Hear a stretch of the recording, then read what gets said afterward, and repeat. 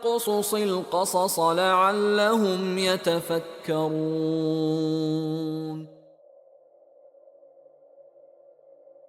Much of our understanding of Ismail's life finds its roots within the narrative of his honored father.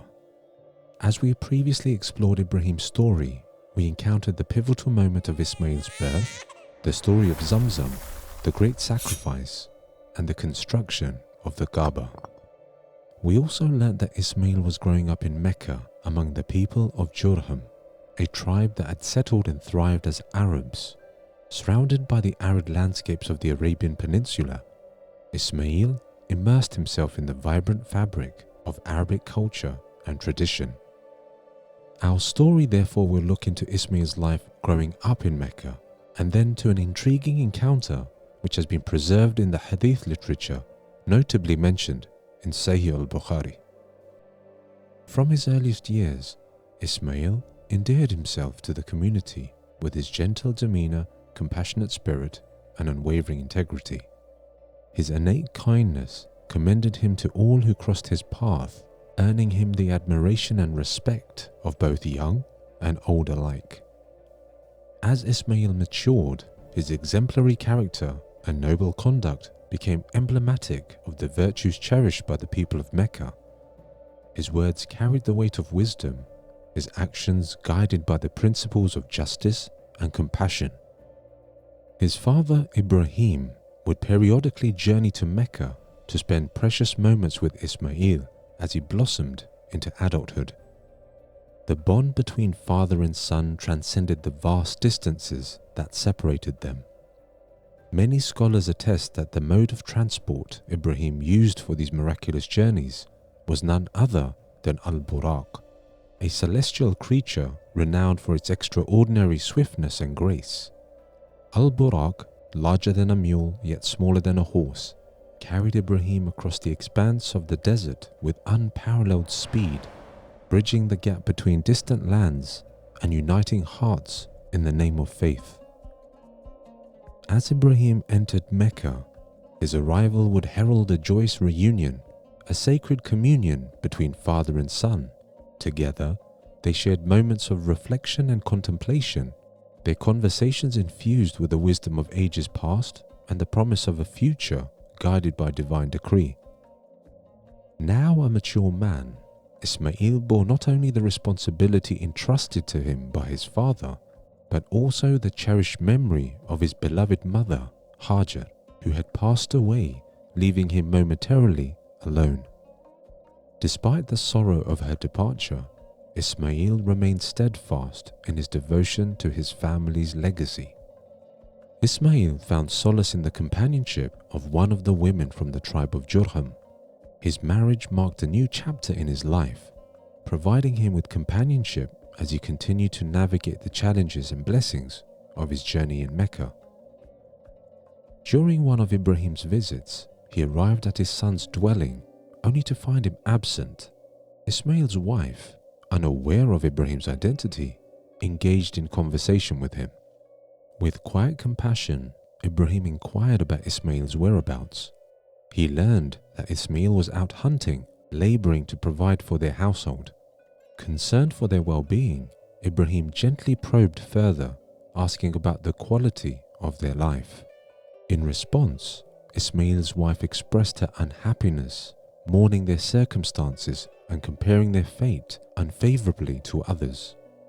Her words echoed with dissatisfaction, revealing the burdens of hardship and longing for a better life. Ibrahim listened attentively to Ismail's wife, absorbing her words with a patient understanding that only years of wisdom could bring. When she had finished speaking, Ibrahim, with a gentle smile, acknowledged that it was time for him to depart. However, before bidding farewell, he conveyed a message to be given to Ismail. "Convey my salam to Ismail when he returns," Ibrahim said warmly, his voice carrying a sense of paternal affection, "and ask him to change the gate to his door. In other narrations, to change his doorstep." As Ismail returned home, he sensed a subtle shift in the atmosphere, an intangible presence lingering in the air. With a curious heart, he turned to his wife and inquired if anyone had visited in his absence. His wife confirmed that indeed an old man had come to their doorstep earlier that day. She recounted the visitor's message to convey salam and to advise him to change his doorstep. Upon hearing his wife's account of the visitor's message, Ismail's heart brimmed with recognition and resolve. With solemn clarity, he realized the identity of the visitor who had graced their home. His own father, Ibrahim, the prophet of God, bearer of divine wisdom and guidance. With a heavy yet determined heart, Ismail turned to his wife and spoke with unwavering conviction. Indeed, that was my father, and his message is clear. He has instructed me to divorce you. It is time for you to return to your family. Following the solemn decree of his father, Ismail upheld his duty and divorced his wife.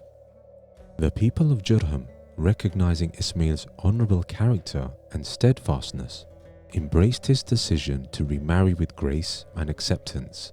Their eagerness to facilitate his union with another woman from their tribe reflects their reverence for Ismail's noble qualities and their unwavering support for his happiness and well-being. Therefore, Ismail sought solace in the companionship of another woman, embracing a new chapter in his life. After a period of separation, Ibrahim returned to see his son. Upon his arrival, he was greeted by Ismail's new wife, who received him with warmth. Turning to Ismail's wife, Ibrahim inquired again about his son's whereabouts. He did so without disclosing his true identity. With unwavering composure, she relayed that he had gone in search of their livelihood. Ibrahim engaged Ismail's wife in conversation, seeking insight into their livelihood and well-being. With a tender smile, he inquired, "How is your life, and how well are you living?" His words carried the warmth of familial affection and a genuine desire to ensure their welfare. In response, Ismail's wife spoke with appreciation and contentment, her words resonating with praise for Allah. "We are prosperous," she affirmed, though their circumstances had not changed. It was her gratitude towards Allah that led her to declare the abundance bestowed upon them by the Almighty. Moved by her expression of gratitude in such circumstances, Ibrahim delved deeper, seeking to understand the details of their daily sustenance. "What kind of food do you eat?" he asked, his curiosity tempered by genuine interest. With resolved simplicity, Ismail's wife replied, "Meat," her words echoing the blessings of sustenance and provision that Allah had bestowed upon them. Continuing the conversation, Ibrahim asked, "What do you drink?" With serene grace, Ismail's wife replied, "Water," her words carrying the essence of purity and simplicity. Moved by the humility and virtue of their sustenance, Ibrahim's heart swelled with gratitude and admiration. With intense devotion, he raised his hands to the heavens, invoking blessings upon their meat and water. In that sacred moment, his prayer echoed through the silent expanse of the desert, a humble supplication infused with a depth of paternal love and divine grace. Upon Ibrahim's departure, he left behind a message for Ismail's wife. "When your husband returns home, convey greetings to him and tell him that he should keep firm his doorstep." When Ismail returned home, his heart brimming with anticipation, he sought out his beloved wife, eager to reunite with her. Sensing his arrival, she greeted him warmly, her words resonating with the memory of the visitor who had graced their home. In recounting the story, Ismail's wife described the old man's appearance with admiration. Praising his gentle demeanor and dignified presence, she relayed the visitor's inquiries about Ismail and their livelihood, emphasizing their circumstances and blessings. Ismail's curiosity piqued. He inquired further, his voice mixed with anticipation. "Did he give you any advice?" In response, Ismail's wife affirmed, "Yes, he told me to convey his salam to you and said that you should keep firm your doorstep." Ismail's heart swelled with gratitude as he absorbed the significance of his father's message. With a sense of clarity and respect, he spoke softly to his wife, his voice infused with a warmth of love and devotion. "That was my father," Ismail said, his words resonating with reverence and gratitude. "He has ordered me to keep you with me." Indeed, the wisdom behind Ibrahim's command to keep firm the doorstep reflects his deep understanding of his son's character and the direction required to achieve a harmonious household. Ibrahim recognized Ismail's patient and tender-hearted nature, qualities that epitomized his virtue and integrity as a man. Ibrahim, in his profound understanding of the importance of familial dynamics, recognized that the foundation of a home rests not only on physical stability, but also on spiritual and emotional well-being. The doorstep, symbolizing stability and protection, was a testament to the importance of safeguarding their home, not only as a physical structure, but as a sanctuary of love, unity, and privacy, where family matters remain sacred and protected from the prying eyes of the world. Scholars have articulated that Ibrahim's instruction underscores the pivotal role of women in cultivating an environment of gratitude and seeking the pleasure of Allah within the home. By fostering an atmosphere of humility and dignity, wives and mothers play a fundamental role in instilling these values within their children, shaping their character and worldview from an early age. As Ismail grew and spent his life in Mecca, his legacy intertwined with the sands of the sacred city, leaving a permanent mark on the pages of history. Despite the passage of time, the lineage of Ismail, the father of the Arabs, faced its own trials and tribulations. He passed away in Mecca and was buried next to his mother. It is said that both mother and son were buried where the khatim of the Kaaba is today, and Allah knows best. Throughout the generations, the descendants of Ismail grappled with the pervasive influence of false practices that had infiltrated the lands. Despite the challenges, they held firm to a singular proud fact. They were the descendants of Ibrahim, the revered patriarch whose legacy of monotheism and righteousness endured through the ages. Amidst the lineage of Ismail, another group of people stood with equal honor and dignity.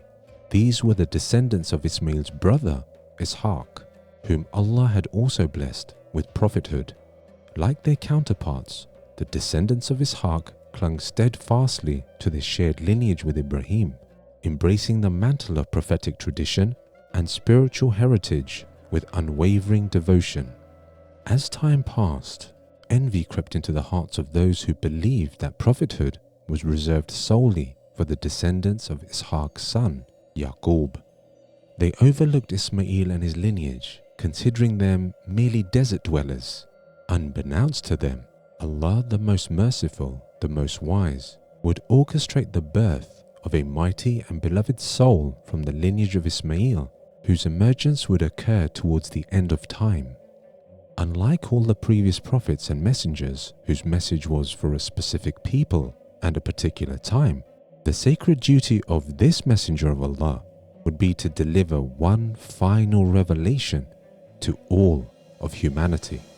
But that, my friends, is a story for another day.